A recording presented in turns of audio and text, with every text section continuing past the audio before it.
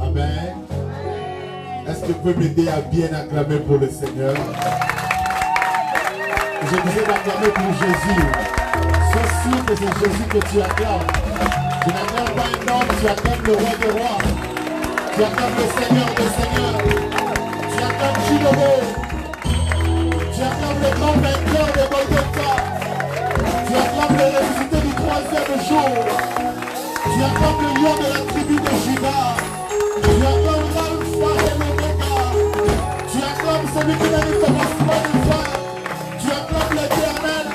Tu acclames ton sauveur. Tu acclames ton Seigneur. Alléluia. Il est merveilleux. Il est merveilleux. Alléluia. Merci, Comas. Merci beaucoup. Seigneur, je voudrais te dire un grand merci. Un grand merci pour la grâce que tu me fais cet après-midi d'être encore au milieu de ton peuple. Seigneur, merci pour ce temps merveilleux, ce temps de rafraîchissement. Merci Seigneur pour ce temps de consolation. Merci pour ce temps d'édification que tu nous donnes.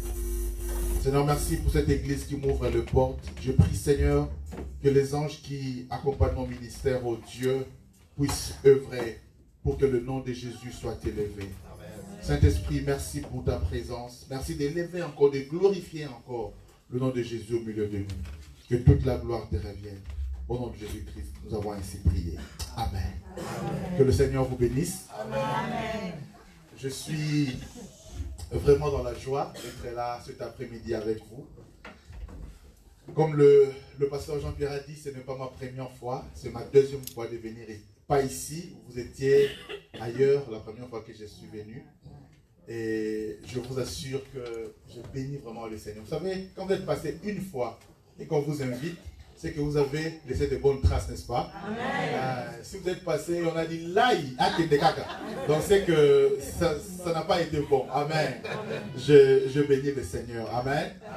Vraiment que le Seigneur soit loué. En second lieu, permettez-moi de remercier une fois de plus le pasteur Jean-Pierre pour cette marque de confiance. Vous savez, quand quelqu'un vous cède sa chair, c'est vraiment une marque d'appréciation. Vous savez, moi, je cède très difficilement ma chair, parce que la chair est chère. Vous savez, sur cette chair, on peut bénir des vies, mais sur cette chair, on peut aussi détruire des vies. Alors, quand quelqu'un vous cède sa chair, c'est vraiment une marque de confiance.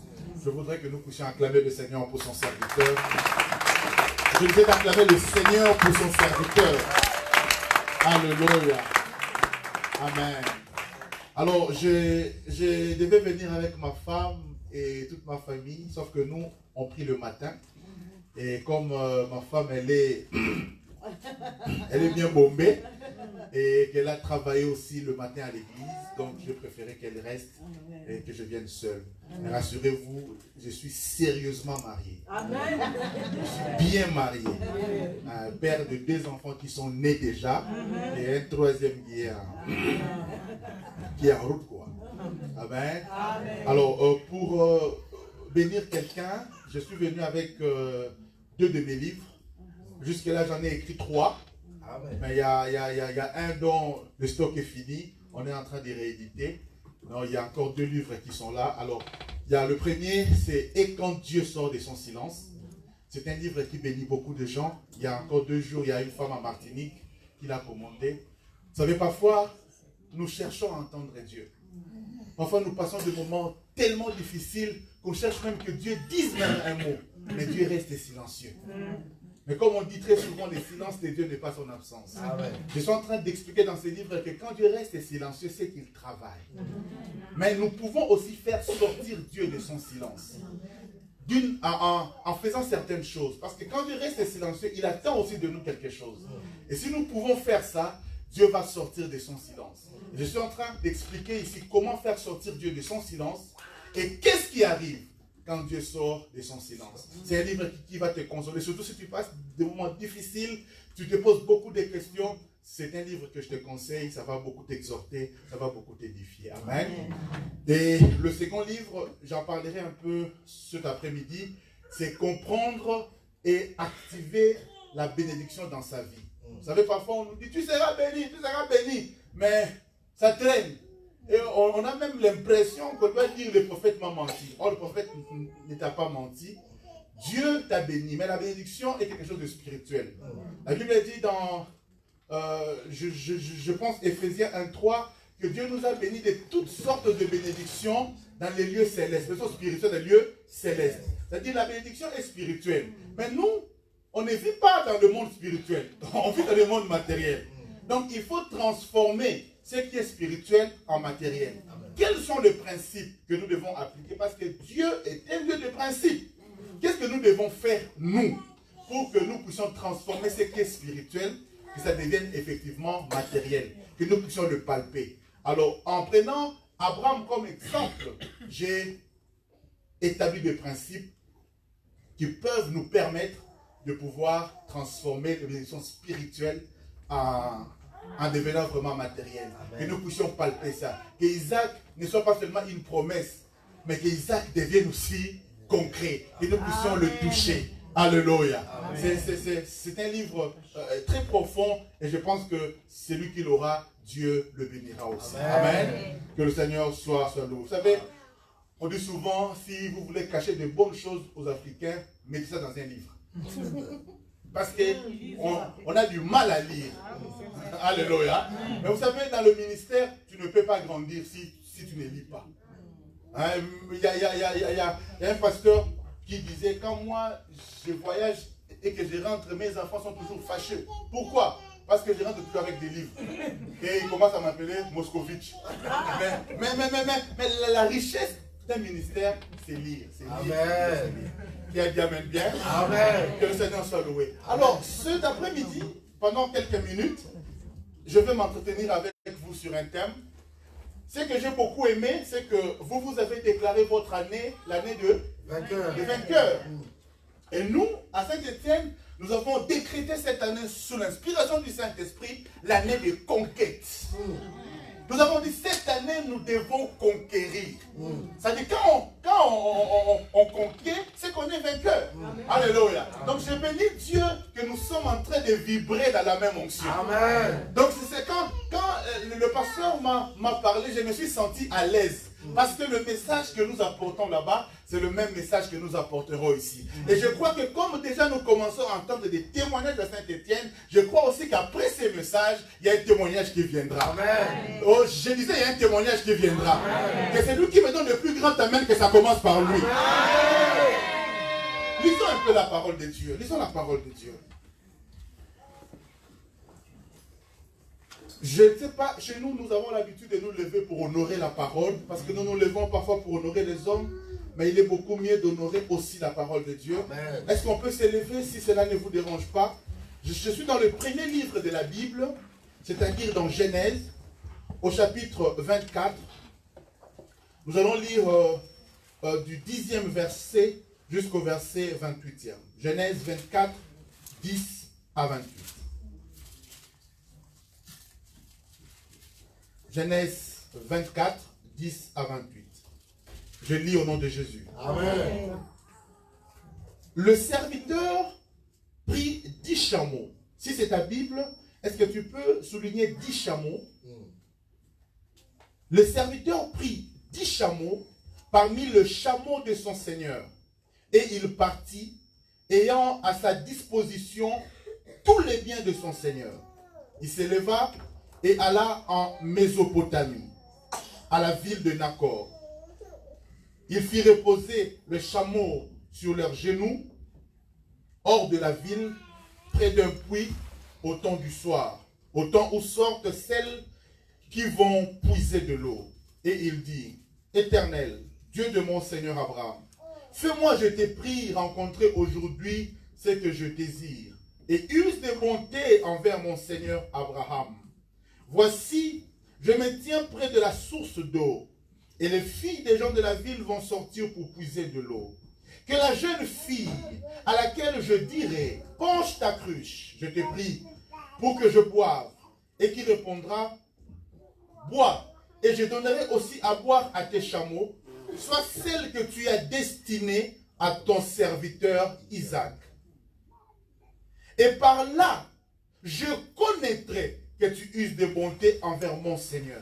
Il n'avait pas pas encore fini de parler que sortit sa cruche sur l'épaule Rebecca, née de Bethuel, fils de Milca, femme de Nacor, frère d'Abraham.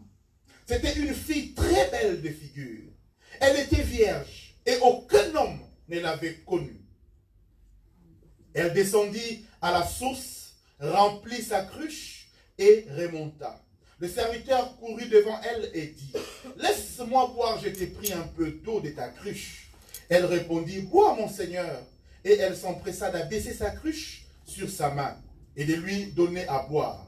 Quand elle eut achevé de lui donner à boire, elle dit, « Je puiserai aussi pour tes chameaux, jusqu'à ce qu'ils aient assez bu. » Elle s'empressa de vider sa cruche dans l'abreuvoir et courut encore au puits pour puiser. Et elle puisa pour tous les chameaux. L'homme la regardait avec étonnement et sans rien dire pour voir si l'Éternel faisait réussir son voyage ou non. Quand les chameaux eurent fini de boire, l'homme prit un anneau d'or du poids d'un demi-cycle et 2 bracelets du poids de 10 cycles d'or. Et il dit, « De qui es-tu fille? Dis-le-moi, je t'ai prie.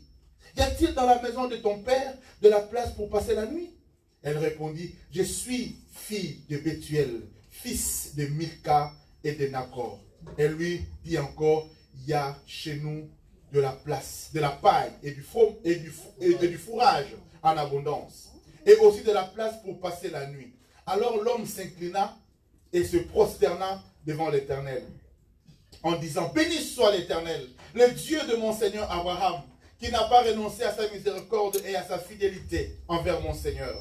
Moi-même, l'Éternel m'a conduit à la maison des frères de mon Seigneur. » La jeune fille courut raconter ces choses à la maison de sa mère. Parole du Seigneur. Amen. Gloire à Dieu. Tu t'es assis, tu as déposé ta Bible. Est-ce que maintenant tu peux acclamer la parole de Dieu? Amen. Tu acclames vraiment la parole de Dieu?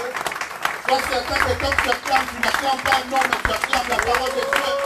Cette parole qui va te bénir cet après-midi. Alléluia.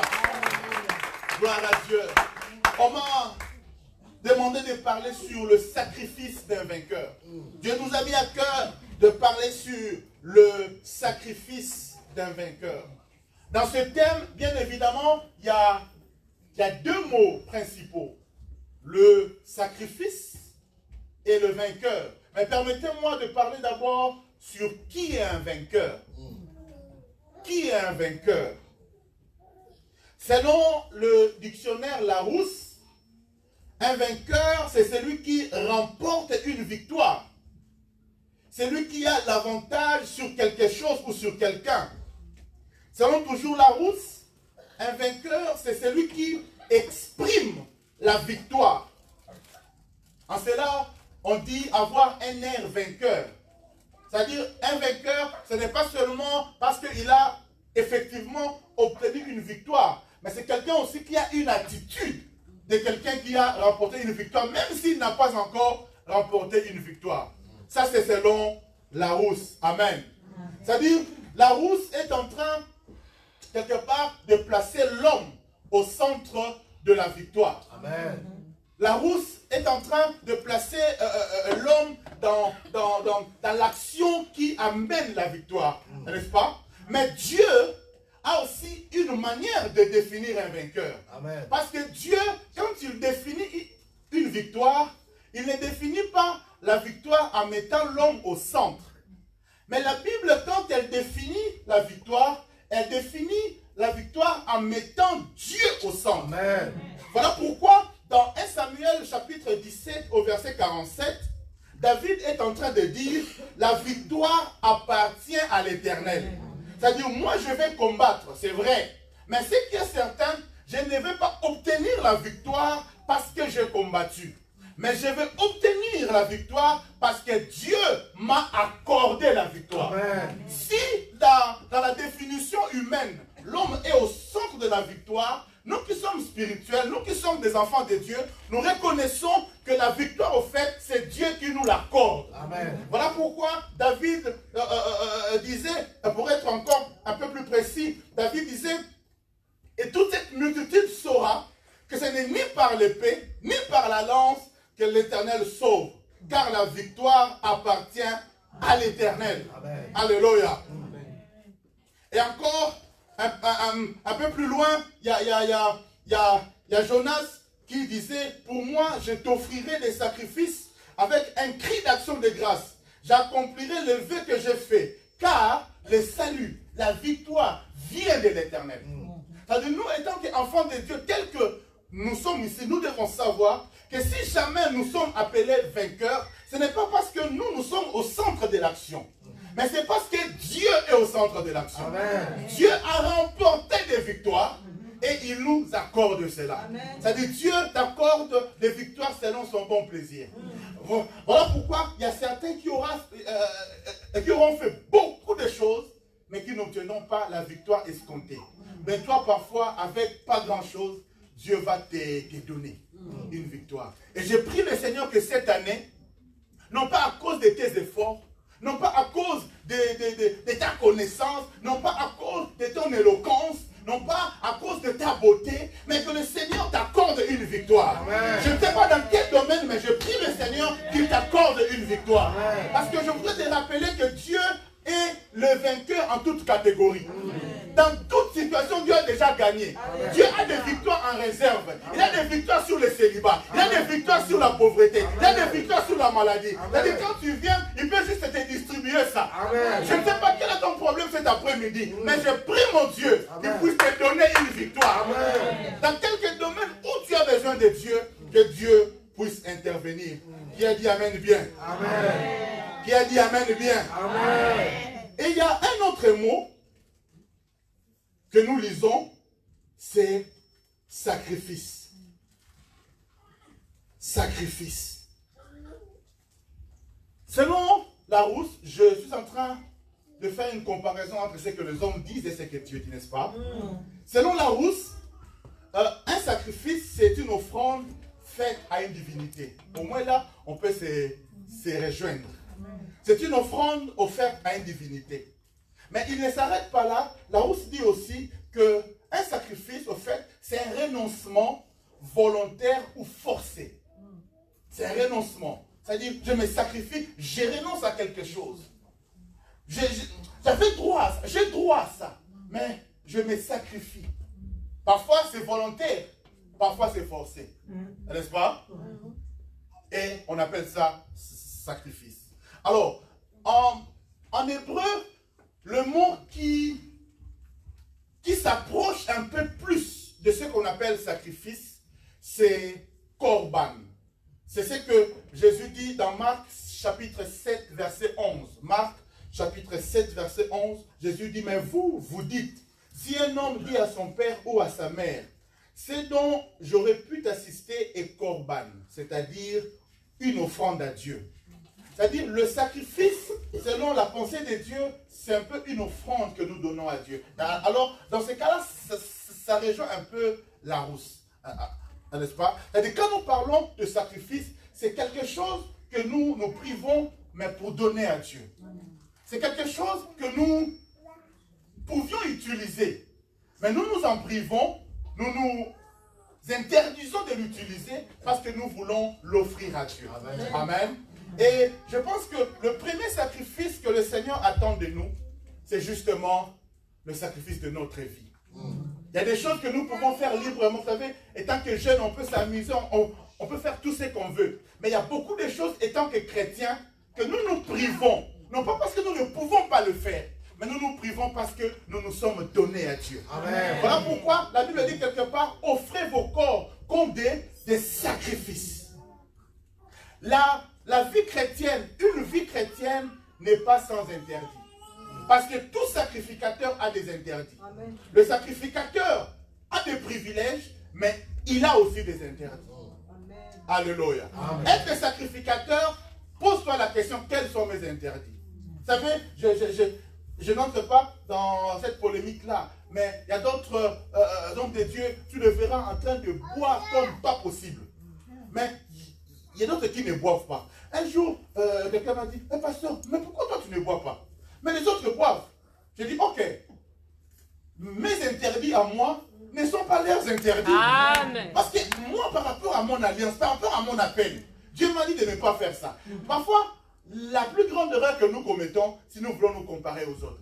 Lui, il fait ça, alors moi aussi, je peux le faire. Toi, tu vois comme ça, sida. Mais elle, tu vois, elle bête, elle tape, mais rien n'arrive. Mais toi, dès que tu commences à d'accord. Parce que toi, tu n'es pas comme lui. Alléluia. Toi, tu n'es pas comme lui, ne te compare jamais. Toi, tu es toi, lui, il est lui. Alléluia. C'est-à-dire, chacun a ses sacrifices. Quand on parle du sacrifice, on sous-entend aussi quelque chose. Un sacrifice doit nous coûter. On ne parle pas d'un sacrifice si ça ne nous coûte pas. David devait offrir un autel à Dieu, devait bâtir un autel à Dieu. Il y a Arvana qui lui dit, Seigneur, prends seulement la terre comme ça gratuitement et abattis ton autel à Dieu. Dans 2 Samuel 24, verset 24, David dit, non, je ne peux pas bâtir un autel à mon Dieu et que ça ne me coûte rien. 2 Samuel 24, 24. Il dit, c'est que je donne à Dieu comme sacrifice, ça doit m'écouter. Ça doit m'écouter. Je dois sentir comme un pincement dans mon cœur quand je fais ça. Vous savez, je comprends un peu plus en méditant la parole. Pourquoi est-ce que Dieu appelle David l'homme selon mon cœur? Parce que David savait se priver de beaucoup de choses afin de plaire à son Dieu. Un chrétien qui ne sait pas se priver, un chrétien qui ne sait pas sauter un repas pour chercher Dieu, il n'a pas encore compris. Amen. Alléluia. Amen. Vous savez, la première fois que moi j'ai jeûné pendant 3 jours à sec, je devais avoir 12 ans. À 12 ans, j'ai jeûné pendant 3 jours à sec. Et à l'église, je voyais des papas qui n'arrivaient pas. Et par la grâce de Dieu, moi j'ai tenu. Et chez moi à la maison, j'ai appris aussi à habituer mes enfants à cet esprit des sacrifices. Le vendredi passé, par exemple, on a eu toute la journée en jeûne. Et maman et les enfants, on doit jeûner. Parce que j'apprends à mes enfants que même si nous sommes dans l'abondance, mais c'est Dieu qui nous l'a donné. Amen. On doit de temps en temps nous priver pour chercher la face de Dieu. Vous savez, parfois, nous au Congo, on jeûnait forcé. C'est-à-dire, tu n'as pas envie de faire des jeûnes, mais tu gênes quand même. Amen. Mais ici, pour gêner, il faut vraiment vouloir. Parce que tu ouvres le frigo, tu vois camembert. Tu ouvres le frigo, tu vois... Alléluia. C'est-à-dire, il faut vraiment se décider, quoi, de jeûner. Mais c'est bien. Et Dieu, quand il voit ça, il dit, oh là, il veut me chercher. Amen. Et Dieu aime ça. Et c'est lui qui sait se sacrifier, obtient des victoires plus facilement. Amen. Vous savez, cette année, on a décrété l'année des victoires. Cette année, on a dit l'année des victoires. Mais laisse-moi te dire, pour certains ici, faites attention, parce que ça risque d'être comme un slogan. On va arriver au mois de décembre. Tu vas te dire, oh, mais le pasteur a parlé de sacrifices, de victoire, mais moi, je n'ai pas vu victoire. Parce que il ne suffit pas de décréter l'année des victoires. Il faut aussi comprendre qu'est-ce qu'il faut faire pour obtenir cette victoire. Amen. Vous savez, j'aime toujours cet homme qu'on appelle Manoah. Manoah est le père de Samson. L'ange est venu visiter ce couple qui pendant longtemps était stérile. Et il leur dit, vous aurez un enfant. Ce que j'aime chez Manoah, c'est qu'il fait en sorte que l'ange revienne. Et quand l'ange revient, il ne se contente pas de dire, oh merci pour l'enfant qui viendra. Mais il pose la question. Il dit, qu'est-ce que nous devons faire?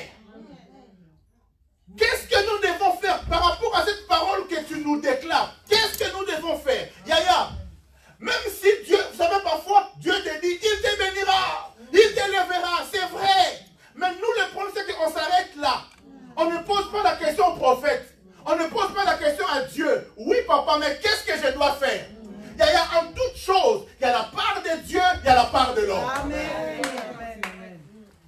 Aujourd'hui, il y a beaucoup qui nous traitent des aventuriers parce que nous avons dit aux gens, tu seras béni, tu seras béni. Mais on ne leur a pas dit que la bénédiction passe parfois par le travail. Dieu te bénira, mais il faut travailler. Amen. Alléluia. Amen. Dieu te dit, cette année tu auras un mari. Dieu va te donner un mari. Et puis toi là, tu t'arrêtes à la maison, tu ne sors pas. En train de chercher Dieu, de jeûner, de prier. Yaya, tu penses vraiment que l'homme va plonger comme Superman et entrer dans ta maison? Dieu a sa part, toi aussi tu as ta part. Rouge à lèvres, tu ne mets pas. Crayon, tu ne mets pas. C'est-à-dire, même si l'homme que Dieu avait envoyé pour toi, il te voit comme ça, il peut fuir.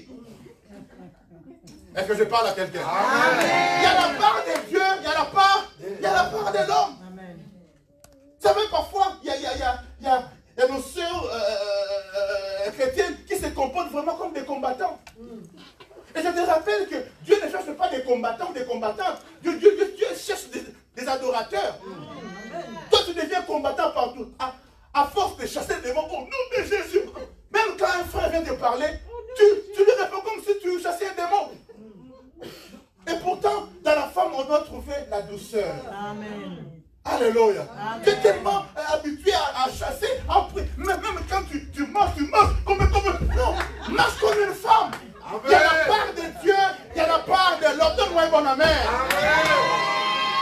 Quand Dieu te dit quelque chose, pose-toi la question, qu'est-ce que moi je dois faire? Dans l'histoire dont nous venons de lire ici, on nous parle de Rebecca. Vous savez, la Bible ne perd pas son temps dans des détails. Quand la Bible insiste sur certaines choses, parce que c'est vraiment ça. Et la Bible dit, Rebecca, elle était belle. On insiste, elle était belle. Et on insiste quand Rebecca est venue puiser de l'eau. Vous savez, généralement, nous qui avons grandi en Afrique, quand on va puiser de l'eau, on va n'importe comment, non? Tu prends seulement un panier là, avec des babouches là, et tu vas.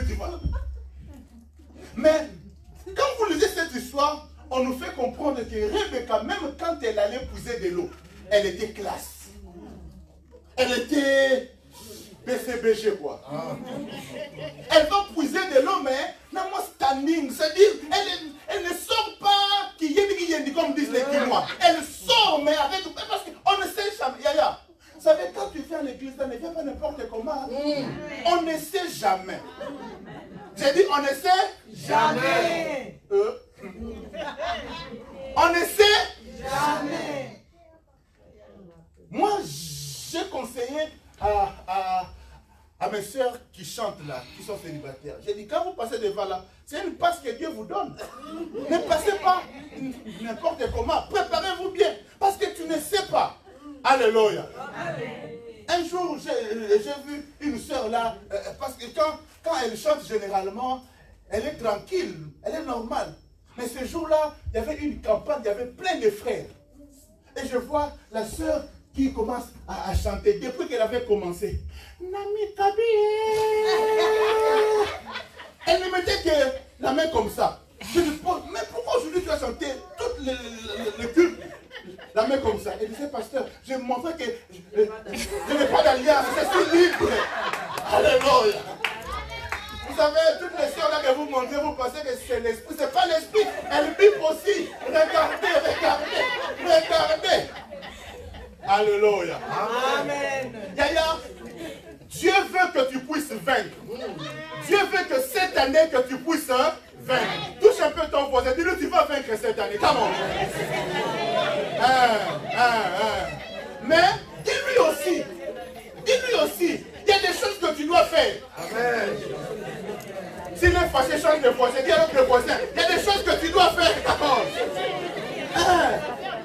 Sinon, tu vas tomber dans le cas de Jésus m'a déçu. Non, Jésus ne t'a pas déçu. C'est que toi, tu n'as pas fait ce qu'il fallait. Tu n'as pas fait ce qu'il fallait. Seigneur. Dans l'histoire, on nous raconte que Rebecca, elle sort bien habillée. C'est-à-dire, même en allant puiser l'eau, on remarque qu'elle était belle. Beau de visage. Hein? Beau de visage. Belle figure. Elle était vierge. Voilà comment est-ce qu'on précise. Elle était vierge. Non pas seulement qu'on s'arrête, qu'on était vierge. Mais on dit encore, aucun homme ne l'avait connue. Oh. Mais déjà vierge. En plus, aucun homme ne l'avait connue. Alors j'ai compris. Et puis dernièrement, je suivais un reportage des filles tunisiennes là, qui font des bêtises, mais après, qui vont se refaire l'hymen. C'est-à-dire, elles deviennent vierges, mais en réalité, les hommes les ont connues jusqu'à... Mais la Bible précise ici qu'elle était vierge. C'est-à-dire, elle craignait Dieu. Vous savez, on ne peut pas vous parler de la victoire sans vous parler de la crainte de Dieu. Je sais que ce n'est pas des messages populaires en ce jour. Mais laisse-moi te dire, si tu veux aller loin avec Dieu, tu dois marcher selon le principe de Dieu. Amen. Tu dois avoir de l'obéissance, de la crainte de Dieu. Tu ne peux pas venir à l'église comme si tu venais dans un supermarché. Tu ne peux pas te comporter du lundi au vendredi comme n'importe qui. Et puis dimanche, tu viens ici. Non. Moi, je dis toujours que être chrétien, ce n'est pas dans ces 4 murs quand on se réunit. Être chrétien, c'est dans ton travail. Être chrétien, c'est là où personne ne te voit. Démontre ta chrétienté dans ta maison. Tu te dis, femme chrétienne, mais t'es-tu à la maison comme pas possible? Mais quand tu viens à l'église, c'est pasteur. Vous savez, il y a des hommes, quand ils viennent, ils te voient, comment tu traites les pasteurs. Ils te disent, hé, moi, ça c'est ma femme. Être chrétien, ce n'est pas entre ces 4 murs. Être chrétien, c'est là. Si tu peux démontrer ta chrétienté dehors, tu t'approches déjà de la victoire de Dieu. Amen. Rebecca était vierge. Elle n'avait point connu d'homme. Elle était belle. Mais écoutez maintenant. En fait, Dieu avait réservé cette année-là pour que Rebecca soit déclarée victorieuse, vainqueur. Rebecca devait gagner une victoire sur le mariage. Et Dieu avait déjà prévu ça. Et qu'est-ce qui va se passer? Le serviteur d'Abraham va quitter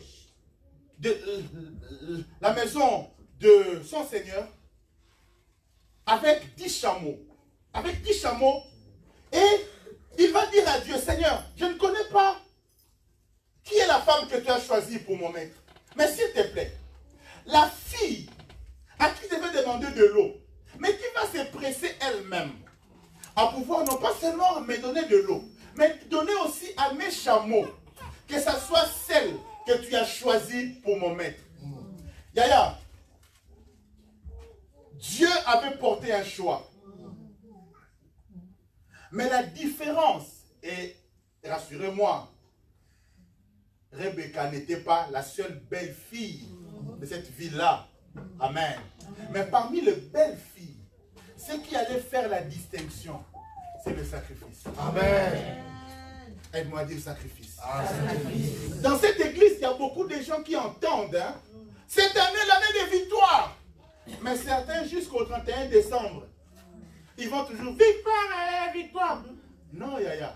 Ce qui va faire la différence, c'est aussi, à part la crainte de Dieu, à part l'obéissance à la parole de Dieu, mais ça sera aussi le sacrifice que tu auras à faire. Amen. Rebecca arrive.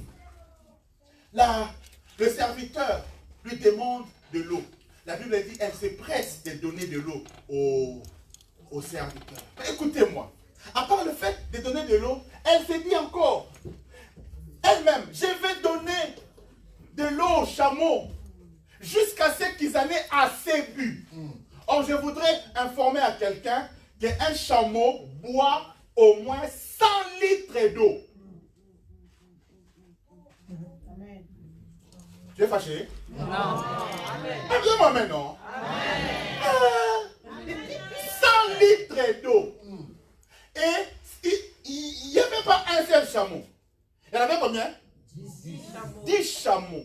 Donc Rebecca devait faire boire 10 chameaux à Mélamaï. Chameau, il boit de l'eau en 400 litres. Et je te rappelle aussi qu'il n'y avait pas robinet. Il n'y avait pas robinet, tu ouvres nos chameaux. Il y avait un puits. Ça veut dire qu'il fallait jeter la cruche là, prendre l'eau, remonter, aller verser, prendre l'eau, aller remonter, donner, jeter. 100 litres. Yaya, 100 litres.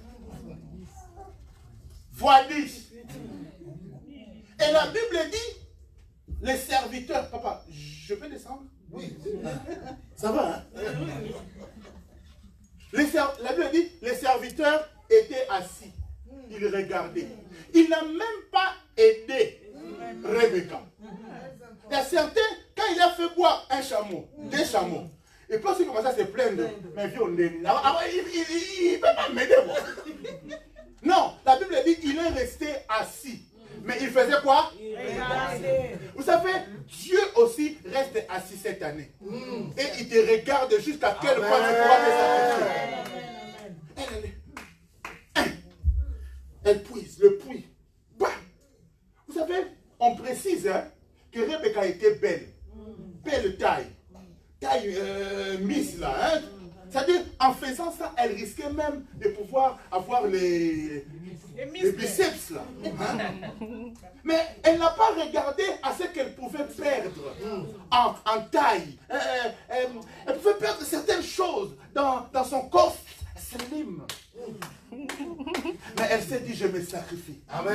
D'ailleurs, toi tu as un temps comme ça. Toi tu es habitué en Europe, non? Robinet, je te parle du puits. Vraiment, les boulous. Les boulous. C'est-à-dire, tu prends la cruche là, tu jettes. Et puis tu commences à tirer. À tirer. À tirer. À tirer. 1. À tirer 2. À tirer 3. Il y a 1000 litres. Quel sacrifice! Et en plus, apparemment, elle faisait ça avec sourire. Vous savez, quand on fait un sacrifice avec amour, ça ne nous pèse pas tellement. Parce que c'est fait avec cœur.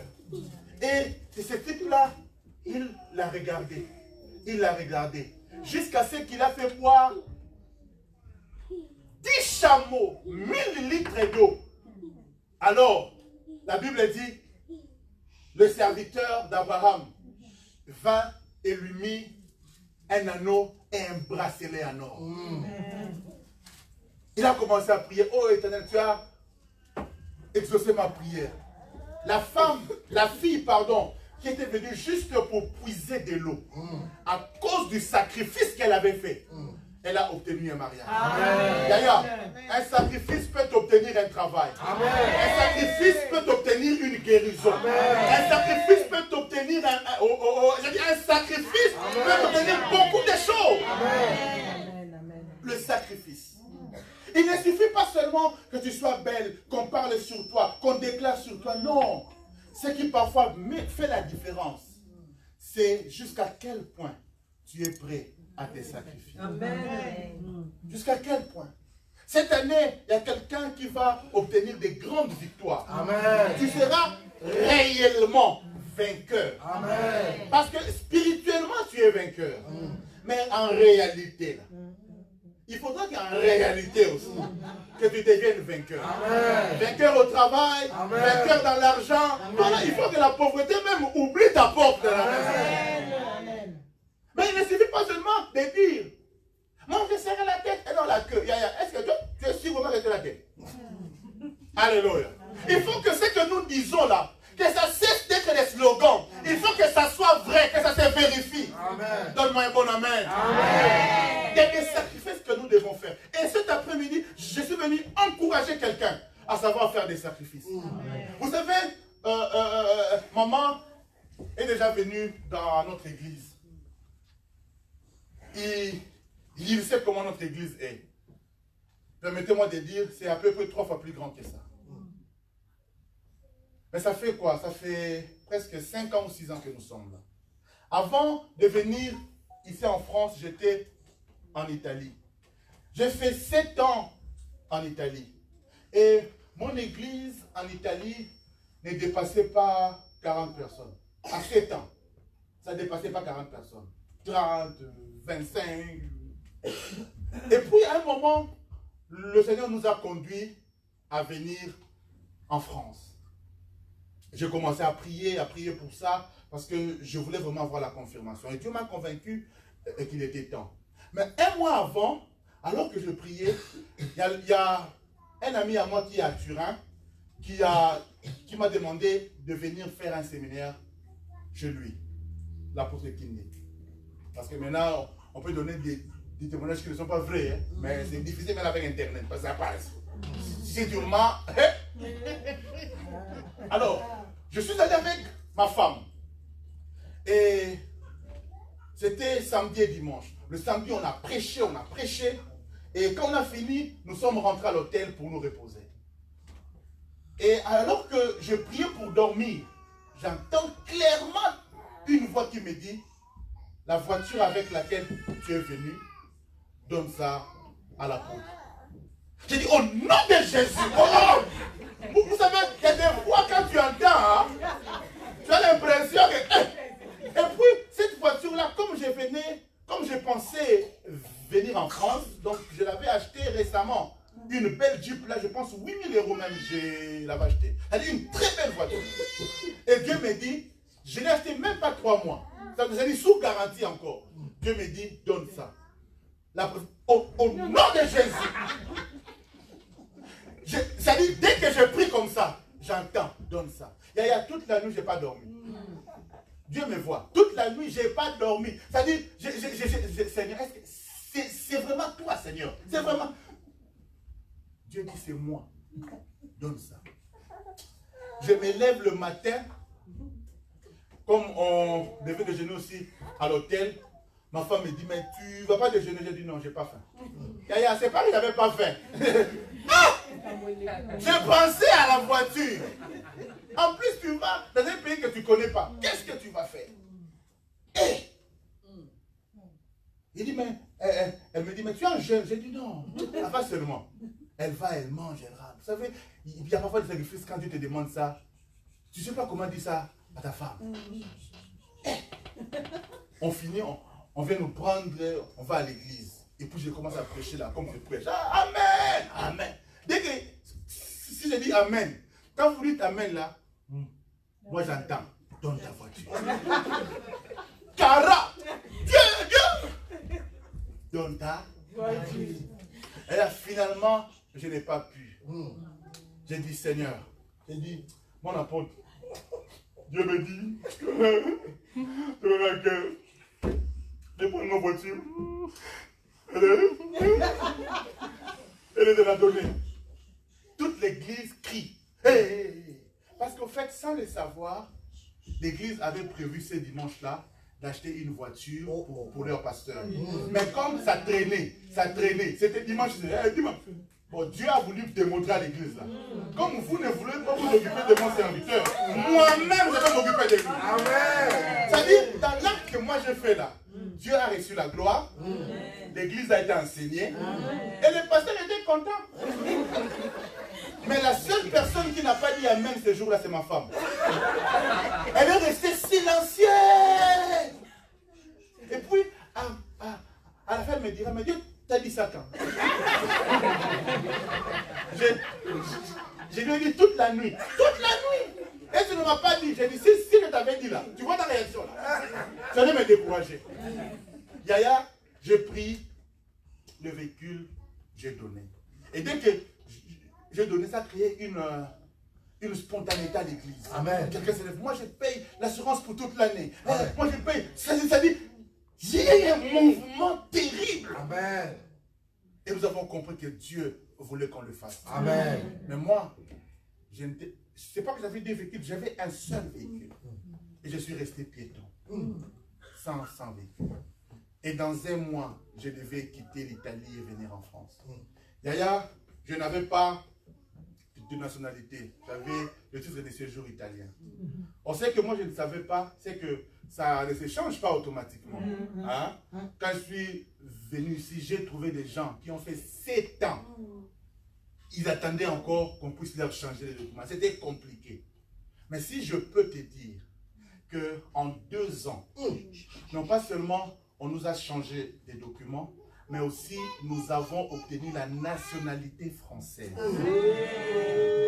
Ne me pose pas la question comment. Parce qu'en 2 ans, en principe, c'est impossible. C'est impossible. Impossible, oui. Amen. Mais en fait, une erreur de l'administration a fait que ils ont dû, parce que quand, bon, je ne vais pas entrer dans beaucoup de détails, mais quand je suis venu faire la demande, ils m'ont dit, mais toi tu es réfugié là-bas, tu ne peux pas encore demander ici. J'ai dit, mais moi j'ai écrit à l'ambassade là-bas. Ils m'ont dit que je pouvais. Où est la lettre de l'ambassade? J'ai montré la lettre. Ok, bon attendez, on va nous consulter avec l'ambassade. Ils se consultent avec l'ambassade, ils ne se mettent pas d'accord. Alors, eux-mêmes disent, bon écoutez, viens encore faire la demande d'asile. J'ai dit, mais je suis un réfugié là-bas. Il dit, oui, fais encore la demande. Quand je viens, je mets les doigts. Oh, ils voient sur les empreintes, non? Mais comme c'est eux-mêmes qui m'ont dit de faire. Donc, ils ont autorisé. Et 3 mois ou 6 mois après, ils m'ont encore donné les statuts ici, en France. Et le directeur m'a dit, bon, tu peux aussi faire la demande. Et j'ai fait comme ça, nationalité, en 2 ans. C'est-à-dire, c'est que les autres ont attendu pendant longtemps, en 2 ans, Dieu a réglé ça. Amen. Et non pas seulement ça. Quand je suis venu à Saint-Étienne, j'ai commencé l'église. Je n'ai jamais prêché dans une église de quelqu'un à Saint-Étienne. J'ai commencé l'évangélisation dans les bus. Et puis on a commencé dans mon salon à moi. Mais maman peut vous témoigner aujourd'hui comment l'église est. C'est-à-dire, ça dépassait même le nombre là de l'Italie. C'est-à-dire, ce que moi je croyais avoir perdu en Italie, en réalité, je le faisais pour moi-même. D'ailleurs, quand je te parle de sacrifice, je ne te parle pas de sacrifice pour quelqu'un d'autre. C'est lui qui fait des sacrifices, au fait, il le fait pour lui-même. Rebecca, quand elle faisait boire aux chameaux, elle ne savait pas que ces chameaux-là allaient devenir les siens. Oh.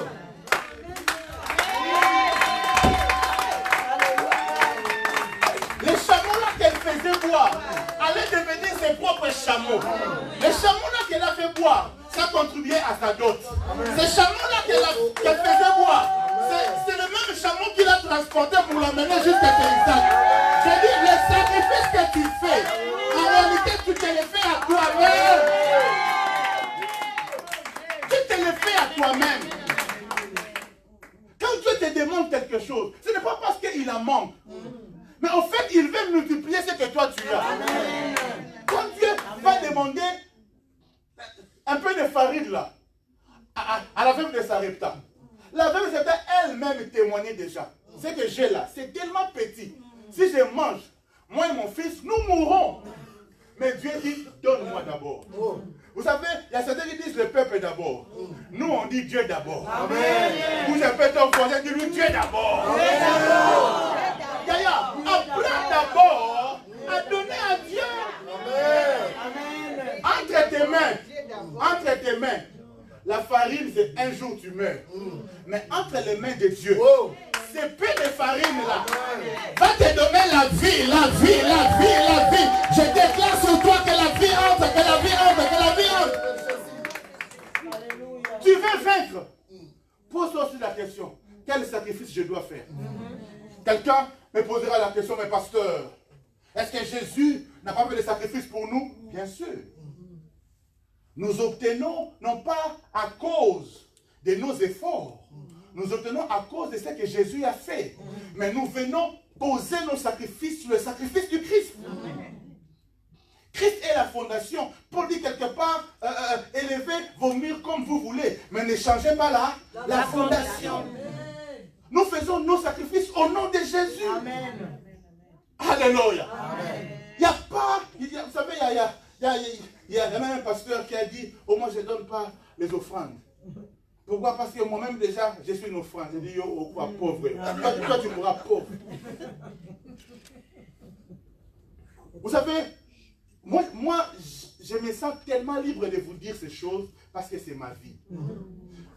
Maman est venue dans notre temple. Elle a vu comment est-ce qu'on a fait des travaux, on a embelli le temple.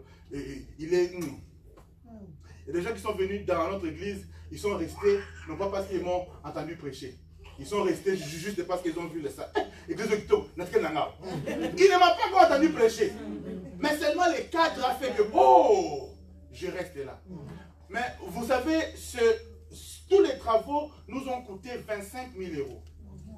Et ma femme et moi, nous avons donné, l'église est témoin, nous avons donné 15 000 euros. Ma femme et moi. On a fait sortir 15 000 euros pour faire tous ces travaux-là. Et je ne sais pas vous dire comment est-ce que Dieu nous bénit. Amen. Je vous dis ça, non pas pour me vanter loin de là. Mais si je vous le dis, c'est pour vous faire comprendre. Il y a toujours un prix à payer. Amen. J'ai dit, il y a toujours un prix à payer. Amen. Vous savez, il y a des choses que moi je n'ai pas enseignées. Ou pas encore, hein, dans mon église. Par exemple, le principe des prémices. Je ne l'ai pas encore enseigné dans mon église. Mais il y a des choses que moi je n'ai pas encore enseignées, mais que le Saint-Esprit lui-même impose dans le cœur des servants. Vous savez, moi je me dis toujours, qui était le pasteur d'Abraham? Qui était le pasteur d'Isaac? Pour qu'Abraham fasse tous ces sacrifices-là. Nous, même parfois pour une offrande, il faut faire des exhortations. Il y a le dimanche dernier, vous savez, il y a des enfants qui vous font sourire. Hein. Le dimanche dernier, j'étais assis au bureau avant d'entrer dans le local, et puis il y a un frère qui vient, qui entre. Pasteur, je peux entrer, tu entres. Non, pasteur, je suis venu te voir, vraiment, papa, tu as prié pour moi, pour que j'obtienne le document. J'ai eu mon document, j'ai eu mon travail. Et dans le premier contrat que j'ai eu mon premier salaire. C'est-à-dire, tous ces salaires-là, je ne voulais pas les manger. Je voulais venir les donner à l'église. Ah! Tous les salaires! Tu n'as pas pris 1 euro. Je dis, même pas 1 euro. Mais tu vas nous faire comment? Il dit, non, papa. Le premier salaire, c'est d'abord pour Dieu. Amen. Vous savez, il y a des prières parfois que nous, les pasteurs, on vous les fait de manière formelle. Que Dieu te bénisse. Mais papa, il y a des prières. Je n'ai pas prié en français. Des prières qui Congo. Tatanzan! Alléluia. C'est-à-dire, tu pries avec ton. Tellement que tes frères m'avaient touché. Alléluia. Amen. Et j'ai compris que ça, c'est quelqu'un qui a l'esprit de Dieu. Amen. Vous savez, toi, le Saint-Esprit que tu as, c'est seulement pour. Le Saint-Esprit ne convainc pas de donner offrande. Alléluia. Amen. Donc le Saint-Esprit ne te convainc pas de bénir ton pasteur. Yaya, le sacrifice que nous faisons, c'est pour notre bien. Amen. Chaque année, nous organisons des séminaires chez nous à l'église qu'on appelle RACH. Nous invitons des grands hommes de Dieu. Le pasteur Dalo est venu, il y a le pasteur Noé du Canada qui est venu. Il y a beaucoup de hommes de Dieu qui viennent et qui nous bénissent. Mais ça nous coûte beaucoup d'argent, n'est-ce pas, pour organiser tout ça. Et l'année passée, j'ai fait une tournée en Afrique du Sud, comme je devais récolter de l'argent pour faire ce travail-là. Et j'ai récolté l'argent. Yaya, là, le premier endroit où je suis allé prêcher, on m'a béni avec 500 $ en Afrique du Sud. Et puis je le prends, je dis, ah, gloire à Dieu, donc ça contribue déjà au budget. Quand je rentre à mon hôtel, Dieu me dit, va voir un tel homme. Il est ici en Afrique du Sud, à Djobo, va lui donner ça. Ah! Seigneur, mais tu sais que là, nous, on a RACH le séminaire là dans peu de temps. Il dit, va donner. Vous savez, moi je sais obéir à Dieu. Amen. Je viens chez l'homme de Dieu. Ah! On s'est vu il y a longtemps, tout ça. J'ai dit, Dieu m'a mis à cœur de te donner ça. Il dit, ah! Il dit, mais au lieu que moi je te donne, c'est moi qui te reçois, c'est toi qui me donnes. Il a prié pour moi. Yaya, laisse-moi te dire, le RACH que nous venons d'organiser là, l'année passée, je pense que c'est le meilleur RACH. Et Dieu nous a, jusqu'à la dernière minute, Dieu a pourvu à tous les budgets. Amen. Tu veux être vainqueur, apprends à te sacrifier. Amen. Je peux venir ici te dire de matin jusqu'au soir, tu seras béni, t'ouvrir les principes, révélation, tout ça. Yaya, si je ne te dis pas la vérité, qu'il y a un prix à payer, amen, tu vas me traiter d'escroc. Tu vas traiter les pasteurs d'escroc. Chacun de nous a un sacrifice à faire. Amen. Vous savez, aujourd'hui pour moi, si je donne 10 euros à Dieu et que je dis ça sacrifice, même Dieu dira que tu Okosama. Parce que pour moi, aujourd'hui, 10 euros, ce n'est plus un sacrifice. Ça les fut à un moment. À un moment, là, même $1, c'est un sacrifice. Le sacrifice, ça doit t'écouter. Il y a certaines personnes ici donner 50 euros. Ce n'est pas un sacrifice. Ce n'est pas un sacrifice. Le frère là qui venait d'obtenir son papier, il n'a pas beaucoup d'argent. Il n'est pas riche, n'est-ce pas? Il n'est pas riche. Il vient à peine de travailler. Mais pour lui, donner tout son salaire, c'est un sacrifice. Bill Gates donnait 1000 euros. C'est pas sacrifice. C'est-à-dire, on ne doit pas comparer les niveaux. Chacun doit faire selon chacun. Amen. C'est chacun. Amen. Mais ce qui est vrai, je voudrais te le dire de tout mon cœur. Je viens et je partirai. Amen. Mais si tu peux le croire, si tu peux suivre ces conseils, à chaque fois que nous avons besoin de quelque chose, nous posons toujours des sacrifices. Et ma femme et moi, nous avions besoin d'un 3e enfant. Et je finirai par là à cause du temps.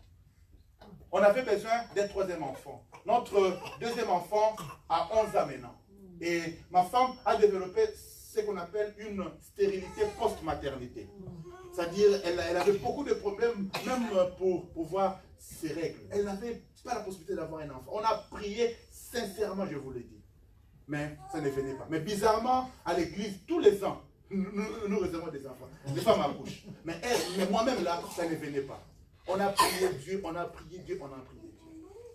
Mais ce que vous ne savez pas, les $500 que j'avais sémés là, quand je suis rentré, Anangi, Anango, Anazeni, Ngo. Alléluia.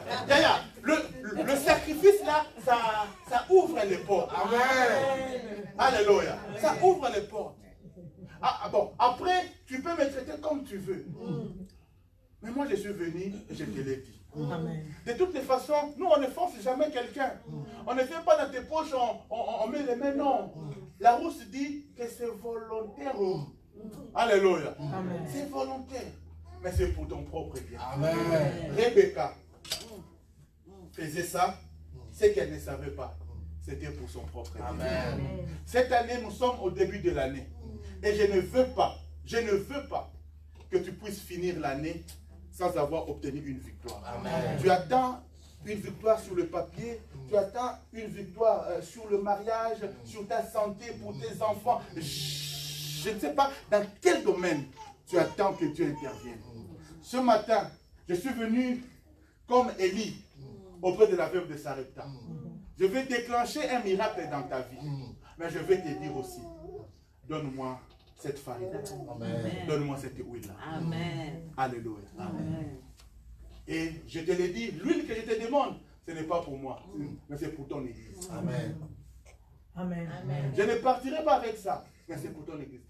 Tu dois apprendre à investir dans le royaume de Dieu. Tu dois apprendre à investir dans l'œuvre de Dieu. Le miracle que tu attends, ça va peut-être se déclencher. Ça va peut-être s'activer juste à cause du sacrifice que tu fais. Amen. Donne-moi un bon amen. Amen. Alors, moi, je ne suis pas de ceux qui insistent. Je ne sais pas à qui est-ce que le Seigneur m'a envoyé cet après-midi. Mais je voudrais seulement t'inviter cet après-midi à poser un acte, volontairement bien sûr, mais qui t'écoute, pour que cette œuvre puisse aller de l'avant. Vous savez, le prémisse que notre frère nous a donné le dimanche passé nous a permis de payer les loyers de l'église facilement. Tu peux aussi prendre la décision, tout seul, de dire ce mois-ci, je paye les loyers de l'église moi-même. Ça sera un sacrifice. Vous savez, nous, on est habitués trop à l'esprit de matanga, des cotisations. David dit dans 2 Samuel 24, il dit, tout seul, j'achèterai pour bâtir un hôtel à l'Éternel. Il y a des choses que tu dois faire tout seul pour Dieu. Enlève un peu l'esprit de matanga là, car la cotisation. Non, il y a des choses, je fais combien? J'achète tout seul. Et quand tu fais ça, c'est un sacrifice et Dieu te voit. Alléluia. Amen. J'aimerais que nous poussions quelqu'un. Ça serait peut-être un sacrifice. Mais tu te dis, je paye les loyers de cette église. Je paye les loyers de cette église. Est-ce que quelqu'un peut prendre un engagement pour soutenir cette œuvre, pour soutenir l'église dans laquelle Dieu te bénira avec 500 €? Lève seulement ta main là où tu es. Ça sera un sacrifice.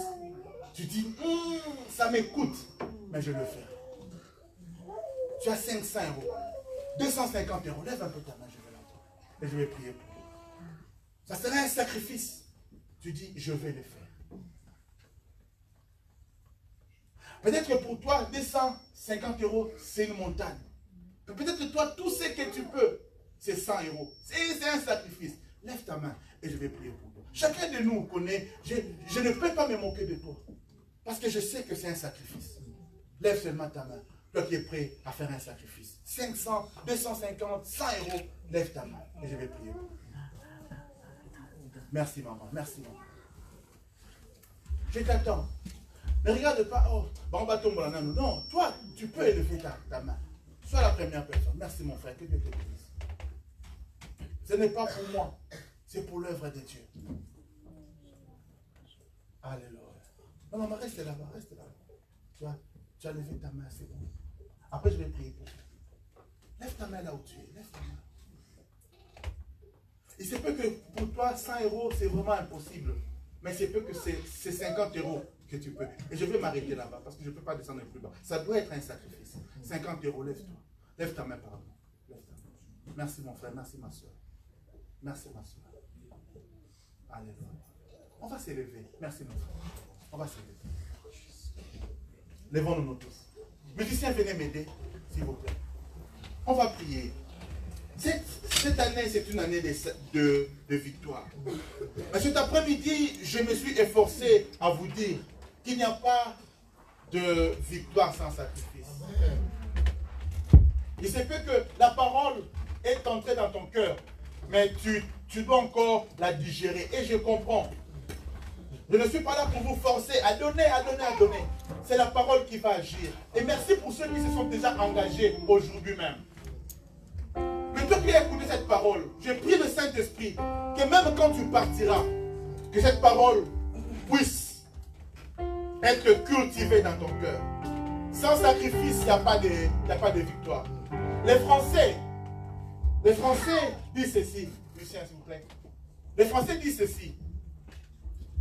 À vaincre sans péril, on triomphe sans gloire. C'est-à-dire quand tu obtiens une victoire sans avoir fourni des efforts, il n'y a pas de grand plaisir à ça. Vous savez, même quand Dieu vient t'appeler